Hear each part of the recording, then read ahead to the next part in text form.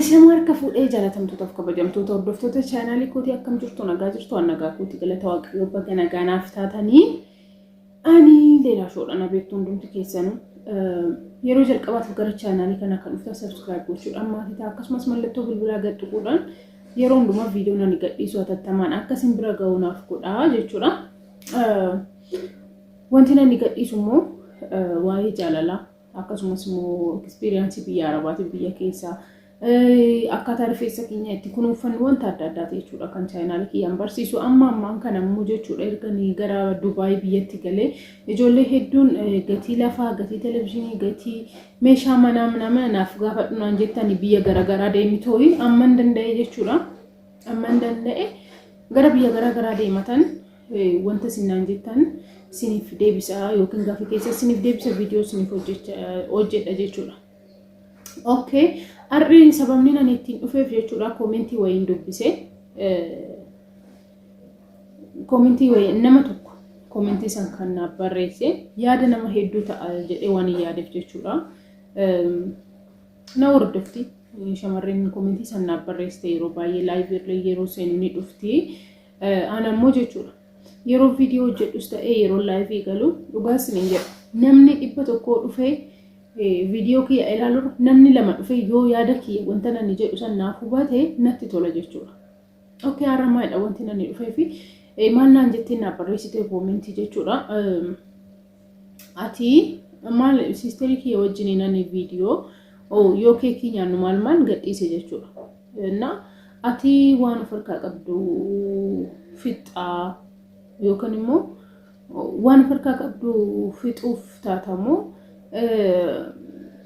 wanti sirraa barannu hin jiru wanta harkaa qabnu fidnee too booda rakkannamoo hojii humtee amma kana wanti ati nutti argisiiste hin jiru naan jette jechuudha. Koomentii sun maal jechuudha gabaabumatti bashannanuu hin qabdu yeroo hundumaa yeroo kee guutuu hojii irratti dabarsuu qabda naan jechuu barbaade natti fakkaata.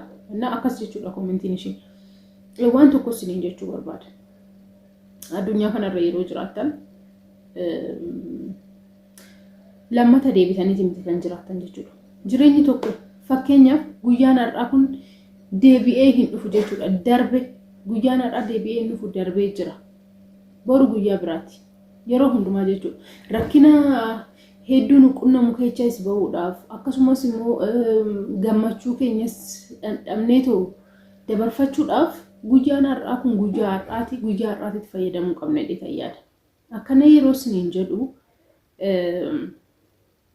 maal siniin jechuu barbaada qarshii keessan akkuma barbaadanitti bittinneessaa boru rakkatan jechuu kooti miti no namni hin rakkata namni jechuudha miiliyoona tokko qabaate yookaan immoo miiliyoona lama qabaate yoo haalan itti fayyadamne seeraan yoo itti fayyadamne cal jedhee kan bittinneessu yoo ta'e torbee tokko teessisu miiliyoona lamaan isaa jechuudha. Nuti immoo shamarran biyya Arabaa miiliyoona ni miti kan lakkaa'u qarshii nuti finnee dhufnu qarshii 100 yookiin 200 300 sanii ol ta'uu danda'a garuu miiliyoona gadi malee miiliyoona olii miti sababni isaa maatii keenya gargaarraa ofii keenyaaf mana ittiin ijaarranna wanta adda addaa ittiin godhanna hin ta'u qarshiin keenya walirra kanaafuu ni badaa jechuudha. Gabaabumatti wanti ani isiniin jechuu barbaadu fakkeenyaaf keekii birrii 100 nyaachuu iyyumaa keessa nama galcha kaasin jedha eenyudha loomii maqaan kee kan naa barreessite koomentii san jechuudha. Du'uun qaba bashannanuun qabu jireenya waggaa meeqan gubadhee dhufe biyya ormaatitti waggaa 4 jechuudha sittan hima sana dura waggaa 3 waggaa 4 biyya kooduun argin maatii kooduun argin obboleewwan koo osoo argin qilleensa biyya kootii osoo fudhatin gammachuu osoo argin dabarsee waggaa 4 guutuu kanaafuu yeroo ofii kennuuf hin qabu bashannanuun qabu maatii kee waliin hiriyoota kee waliin bashannanuun qabu maal jechuudha naaf hin galle dhugaasin hin jedha baay'een keessan jechuudha baay'een keessan ofii keessaniif vaaliyuu hin qabdan ofii keessaniif iddoo hin qabdan yeroo hunduma sinitti waan rabbi dhugaasin hin jedhu ana ol maaltu jira ani ofii kiyyaa yoo hin taane manni nani hijaabu hojii nani banadhu maal na fayyada ani nan du'a taanaan du'aatan jira taanaan dhukkubsachaan jira taanaan miidhamatan jira taanaan maalidha faayidaan isaa jechuun barbaada. Maalidha faayidaan isaa namni tokko ofii isaatii du'aa jechuudha ofii kiyya beela'aa isin duratti waan gaarii tokko osoo ni fidee dhufeeti maal si fayyada? Maal isin fayyada? Anallee maal na fayyada? Faayidaa naaf hin qabu ana. Gammachuun na barbaachisa. Maatii kiyya wajjin bashannanuun na barbaachisa. Maatii kiyya wajjin enjoy godhu. Keekii birrii takka taasuuf taati. Iddoo biyya garaagaraa deemuu doon bashannanatti tola Itoophiyaa keessa. Qarshii Itoophiyaa keessa alatti gadi na baasu waan hin qabneef jechuudha.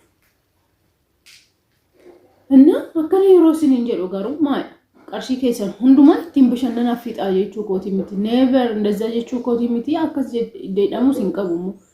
Okay? Ati gaafa biyya keetitti galte. Ani waanuma tokko si gaafadha loomii. Gaafa biyya keetitti galte. Hiriyoota keessi wajjin wanti dabarsitu hin jiru. Obboleewwan kee wajjin manaa gadi hin baatu. Hin bashannantu. Maatii keetiif homaa takkaayyuu hin gootu. Ofii keetiif homaa takkaayyuu uffata uffachuun barbaaddu. Nyaata nyaachuun barbaaddu. Bashannanuu qilleensa fudhachuun barbaaddu. I'm sorry for you. Dhugaa isin jedhaan siifan gadda. Maaliif seete? Dirqama. Ofii keetii yoo nagaa taate qofa. Ofii keetii yoo gammachuu sitti dhaga'ame qofa alatti baatee hojii hojjechuu kan dandeessu malee gonkumaa hojii hojjechuu hin dandeessu. Ofii keetii osoo hin gammadin jechuudha. Ofii keetii gaddaa nama gammachiisuu hin dandeessu. Dhugaa isiniin jedha warra shamarran akkasitti yaaddan kun jechuudha. Waa tokko isinitti dhiira osoo ta'een sassatta dhiira osoo ta'eeti biyya Arabaa teessan ani rabbiin kan argu jechuudha. Dumbulloo cabduu namiif hin kenne. Dumbulloo cabduu maatii kiyyaayyuu seeraan alatti illa ittiin ergu qarshii koo. Obboleewwan kee hin gargaaru. Namni hundinuu akka hojjete mataa isaa danda'u nan barbaada waan ta'eef jechuudha. Baay'een keessa maaliif hiriyaan qabaattu dhiiraa kamiin dhabde naan jettan? Kamiidha hiriyaan dhiiraa biyya shamarran biyya Arabaa jirtan qarshiidhaan ala isin wajjin hin ture mee natti maa eenyudha isin? Gonkumaa mee dhugaa isiniin jedhamee namumti tokko koomeenti irratti naaf barreessa. Hiriyaa kiyya wajjin waggaa tokko tureen jira amma san qarshii takka na gaafatee hin beeku. Waggaa lama tureen jira. Irri na waliin haasa'aa jiru gonkumaa qarshii na gaafatee hin beeku warra jettan mee koomentii irratti na barreessaa baruun barbaada. Ana dhiirti qarshii waa'ee qarshii yeroo natti haasa'u gaafsanan bilookii godha. Gonkumaa waliin ni haasa'u. Rakkatee ta'uu danda'a kan na gaafate. Dhimma isaati nan galchu dhiirri hormaa jechuudha. Maalittan isa beekan ija kiyyaan argeen jira rakkoonni isa keessa jiru. Maatii kiyyaafuun erguun miti isaaf dhiira hormaatiif miti. Callisee akka shamarran hedduu ayyaanni yeroo dhufu wanti tokko yeroo dhufu maatii isaaniitti ergan gonkumaan erguun qarshii kun amma raadhee maal isaaniif handa dadhabaa jira. Ofii kiyyaattiin bashannanuu naa wayya isaaniif qarshii kiyya laachuudha. Namni kamiyyuu jechuudha addunyaa kana maatii keessanitti yeroo qarshii ergitan maal isaanitti fakkaata? Mee maatiin keessan hundumti keessanii hin beektan waan ofii keessanii isinitti toleetoo isinirraa haafee ergitaniif malee waan ofii keessanitti dadhabdanii ergitaniif ittiin fakkaatu maatiitti jechuudha yeroo gaafa qarshii keessan ergitan. Innaa wanti nan isiniin jechuu barbaadu gabaabumatti ofii keessanitti fayyadama qarshii keessan.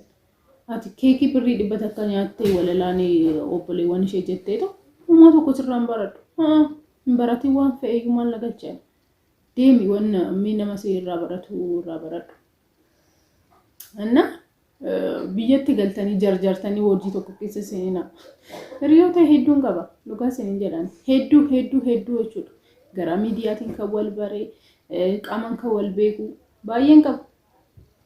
Anaan qixa dhufanii hojii banatanii hojii san kasaranii ana irratti deebi'an baay'een beeka durumaayyuu jechuudha. Kanaafuu wanti na jarjarsu hin jiru. Wanta na bugatiin bu'aa qabu. Wanta hojjedhee itti gammaduu danda'u hojjechuun barbaada gara fuulduraattis jechuudha. Maaltu na jarjarseetan qarshii kiyyaas fixee booda harka koo maradhee ta'a.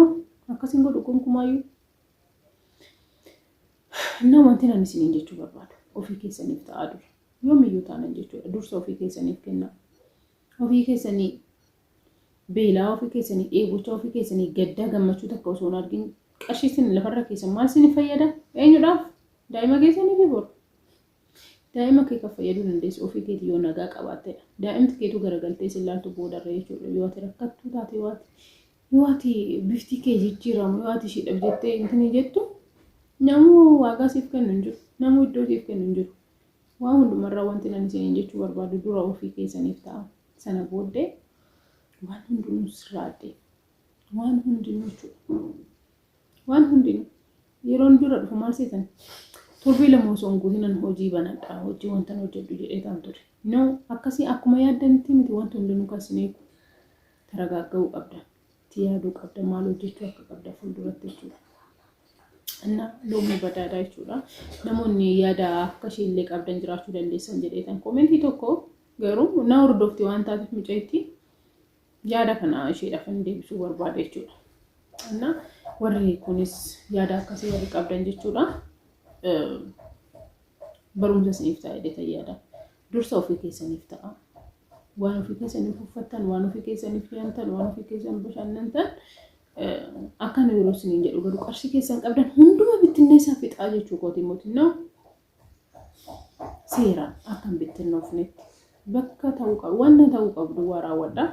Oolmaa gaarii isiniin jedha viidiyoo haaraadhaan immoo wal arginatti nagaannaaf turaa isiniin jaalladha.